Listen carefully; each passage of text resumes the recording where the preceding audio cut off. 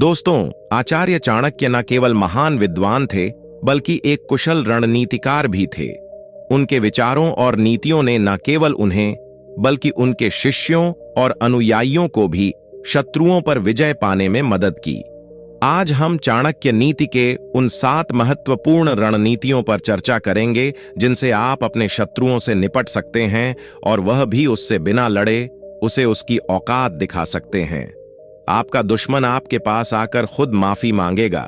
इससे पहले कि आप अपने दुश्मन को तड़पाना शुरू कर दो, जल्दी से इस वीडियो को लाइक करने के बाद चैनल को सब्सक्राइब कर लो, क्योंकि आपको हम रोज ऐसी ही चाणक्य की महान नीतियां बताते रहेंगे। और कमेंट में यह बताओ कि आप वीडियो कहां से देख रहे हैं। दुश्मन को हराने की पहली रणनीति जो चाणक्य ने बताई है वह है शत्रु को भ्रम में रखना। चाणक्य का मानना था कि अगर आप अपने शत्रु को उसके उद्देश्य और योजनाओं के बारे में भ्रमित कर सकते हैं तो आप उसे आसानी से हरा सकते हैं। शत्रु को कभी भी यह पता नहीं चलना चाहिए कि आप क्या सोच रहे हैं या आपकी अगली चाल क्या होगी। ऐसा करने से शत्रु अपने कदम सोच समझकर नहीं उठा पाएगा और उसके फैसले गलत हो सकते हैं। उदाहरण के लिए, अगर किसी युद्ध में आप अपने शत्रु को यह दिखाने में कामयाब हो जाते हैं कि आपकी सेना कमजोर है, तो वह आपकी कमजोरी का फायदा उठाने की कोशिश करेगा, लेकिन जैसे ही वह हमला करेगा, आप अपनी वास्तविक ताकत से उसे मात दे सकते हैं। इस तरह भ्रम की नीति से आप अपने शत्रु को उसके ही जाल में फंसा सकते हैं और उस पर विजय प्राप्त कर सकते हैं। दूसरी रणनीति जो चाणक्य ने बताई है वह है शत्रु की कमजोरी का फायदा उठाना। हर शत्रु के अंदर कुछ ना कुछ कमजोरियां होती हैं, चाहे वह कितना भी शक्तिशाली क्यों ना हो।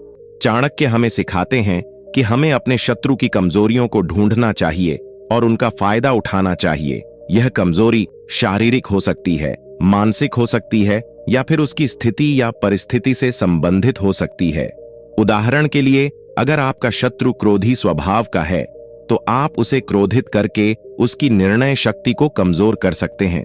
या अगर आपका शत्रु किसी आर्थिक समस्या से जूझ रहा है तो आप उसकी इस कमजोरी का फायदा उठाकर उसे हराने के लिए उसे और अधिक कमजोर कर सकते हैं। इस तरह शत्रु की कमजोरियों का सही तरीके से उपयोग करके आप उस पर आसानी से विजय प्राप्त कर सकते हैं। तीसरी रणनीति जो चाणक्य ने बताया है वह है शत्रु के अंदर भय पैदा करना।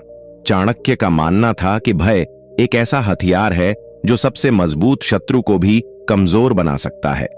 अगर आप अपने शत्रु के मन में भय पैदा करने में कामयाब हो जाते हैं तो वह खुद ब खुद से आप अपने शत्रु को मानसिक रूप से कमजोर कर सकते हैं और उसे बिना किसी संघर्ष के हरा सकते हैं।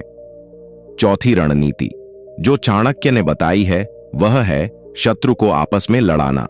चाणक्य का मानना था कि अगर आप अपने शत्रुओं को आपस में लड़ाने में सफल हो जाते हैं तो वे खुद ही कमजोर हो जाएंगे और आपको उन्हें हराने के लिए अधिक प्रयास नहीं करना पड़ेगा।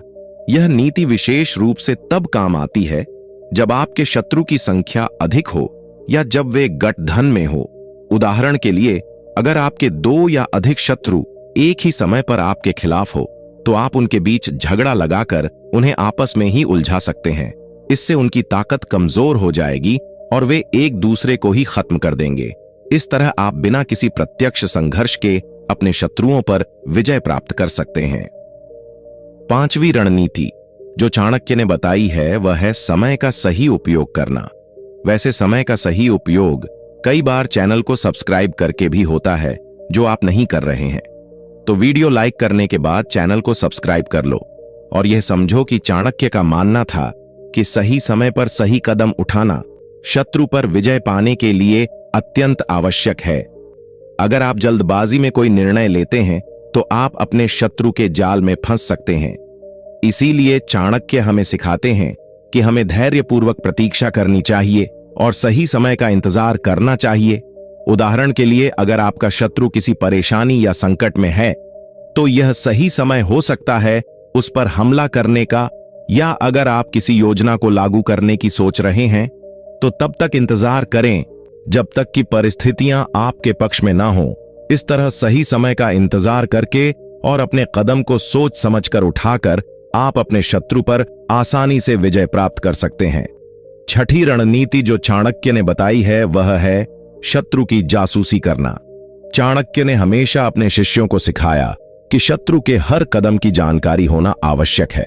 बिना जानकारी के आप अपने शत्रु की ताकत, कमजोरी और योजना के बारे में नहीं जान सकते।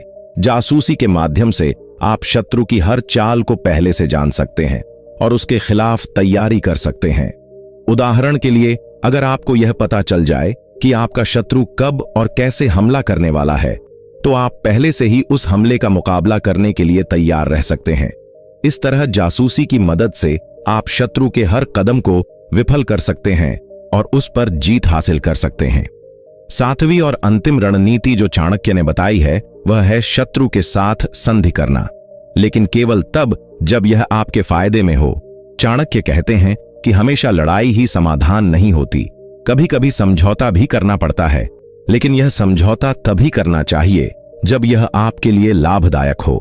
उदाहरण के लिए, अगर आपका शत्रु बहुत शक्तिशाली है और उसके साथ सीधा मुकाबला करना आपके लिए नुकसानदायक हो सकता, तो बेहतर होगा कि आप उसके साथ संधि कर लें।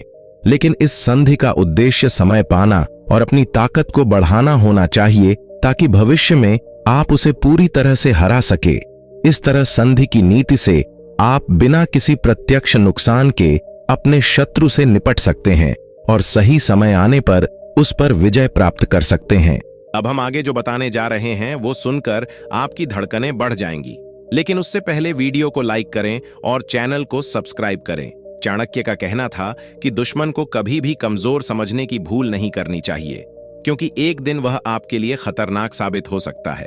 साथ ही चाणक्य ने इस बात पर जोर दिया कि अपनी योजनाओं को दुश्मन के सामने गुप्त रखना चाहिए, क्योंकि यदि दुश्मन को आपकी योजनाओं का पता चल गया तो आपकी हार निश्चित है। उन्होंने दुश्मन को भ्रमित करने को भी एक महत्वपूर्ण रणनीति बताया है, क्योंकि जब दुश्मन भ्रमित होता है तभी उसे हराया जा सकता है। चाणक्य की सलाह थी कि अगर दुश्मन शक्तिशाली हो तो उसे सीधे टकराने के बजाय उसकी शक्ति को धीरे धीरे कम करना चाहिए। उन्होंने कहा कि दुश्मन के साथ कभी भी सीधे और खुले तौर पर संघर्ष नहीं करना चाहिए, इसके बजाय उसे अप्रत्यक्ष रूप से कमजोर करना अधिक प्रभावी होता है। चाणक्य का मानना था कि दुश्मन की कमजोरियों को पहचानना और उन पर वार करना जीत का एक प्रमुख तरीका है। एक और महत्वपूर्ण विचार यह था कि दुश्मन को अपने कार्यों और उसके बारे में भी रखना चाहिए, ताकि वह सही समय पर सही कदम न उठा सके। इसके अलावा चाणक्य ने इस बात पर जोर दिया कि दुश्मन की ताकत का आकलन करते समय उसकी चालाकी और योजनाओं का भी ध्यान रखना चाहिए, क्योंकि सिर्फ उसकी ताकत पर ध्यान देना आपकी हार का कारण बन सकता है। अंत में उन्होंने कहा कि दुश्मन के साथ गठबंधन करना एक प्रभावी तरीका हो सकता है, जिससे दुश्मन को पराजित करने में आसानी होती है। चाणक्य ने कहा कि दुश्मन से निपटने के लिए समय का सही उपयोग करना चाहिए। गलत समय पर उठाए गए कदम से दुश्मन का फायदा हो सकता है। इस तरह चाणक्य के यह विचार दुश्मनों से निपटने में सतर्कता, चालाकी और सही समय की अहमियत को दर्शाते हैं।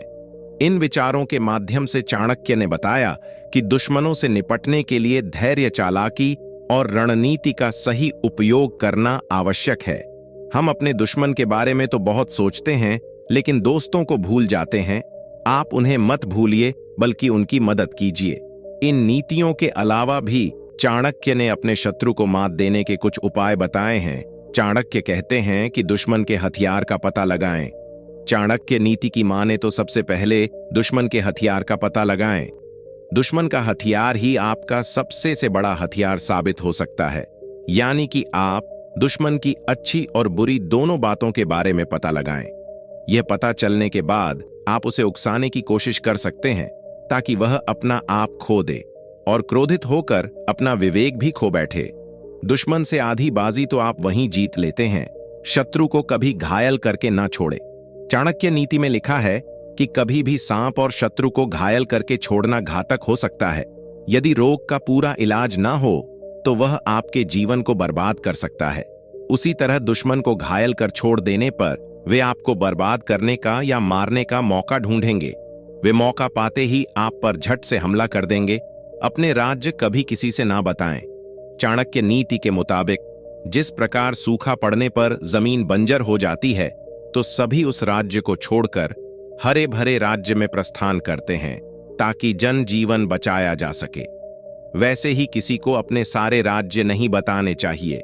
इसके अलावा शत्रु को मात देने के लिए कूटनीति का भी इस्तेमाल किया जा सकता है। व्यक्ति को अपने दुश्मन को मात देने से पहले उससे जुड़ी सारी जानकारी हासिल करनी चाहिए, क्योंकि इससे आपको दुश्मन की ताकत और कमजोरी दोनों के बारे में पता चलेगा। उसी के आधार पर आप दुश्मन को हराने की रणनीति तैयार कर सकते हैं। आचार्य चाणक्य का कहना है कि दुश्मन को हराने के लिए हमेशा बुद्धिमत्ता और सूझबूझ से काम लेना चाहिए। यदि कोई आपका अपमान करता है तो गुस्सा करने की बजाय शांत रहे, क्योंकि ऐसे व्यक्ति के समक्ष शांत रहना ताकत का प्रतीक होता है। आचार्य चाणक्य ने इस कथन के जरिए बताया है कि दुश्मन कितना ही ताकतवर क्यों ना हो, अगर वह आपको तकलीफ दे रहा है तो उसके सामने खुश रहना चाहिए। चाणक्य के अनुसार दुश्मन के लिए यह ऐसी सजा है जिसका कोई इलाज नहीं। दुश्मन पर जीत हासिल करने का यह अचूक उपाय है जिसमें ना किसी हथियार की जरूरत है, ना ही सहयोगियों की। आप अकेले ही खुश रहकर विरोधियों को ऐसा दर्द देंगे जो सीधे उसके कलेजे पर वार करेगा।